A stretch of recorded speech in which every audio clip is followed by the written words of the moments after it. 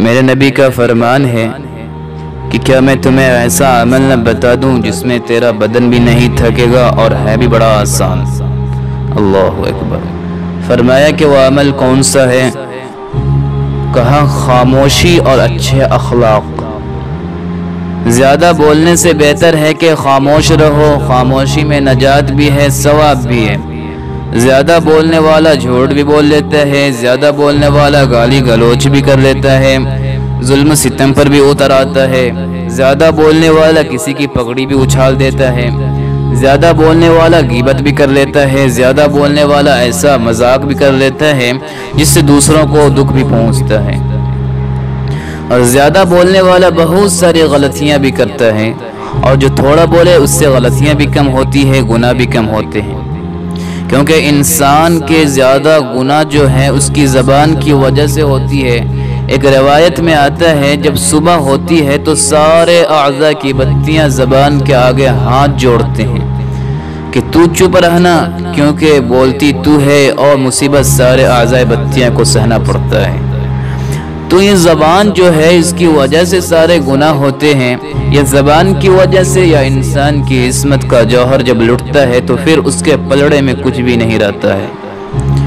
اس لیے میرے حضور نے فرمایا جو تیرے دو ٹانگوں کے درمیان اور دو جبڑوں کے درمیان زبان ہے، ان دونوں کی مجھے تم ضمانت دے دو، میں محمد تمہیں جنت کی ضمانت دیتا ہوں۔ اتنے چھوٹے سے عمل پر اتنا بڑا انعام مل رہا ہے۔ تو فرمایا کہ میں تمہیں ایسا عمل نہ بتا دوں جو بہت آسان ہے؟ تو کہا کیا ہے؟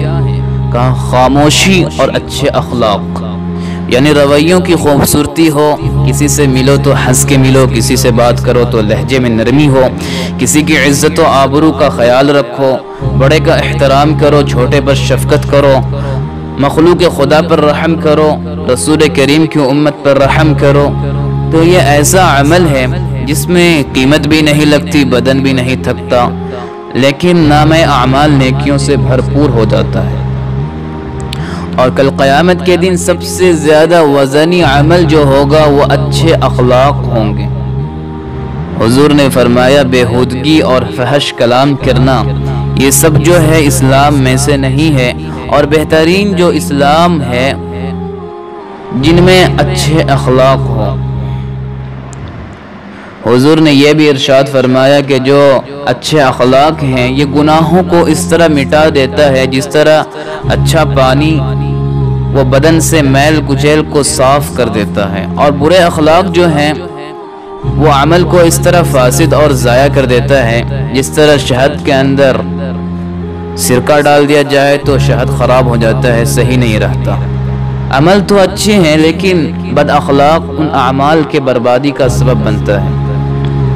اس لیے ہماری زبان ایسی خوبصورت باتوں سے مزین ہو کہ کل قیامت کے دن جب ہمارے نام اعمال کو رکھا جائے تو اس میں اچھے اخلاق کا وزن ہمارے گناہوں کو کم کر دے، اور ہماری نیکیوں کی وجہ سے نام اعمال بلند ہو جائے۔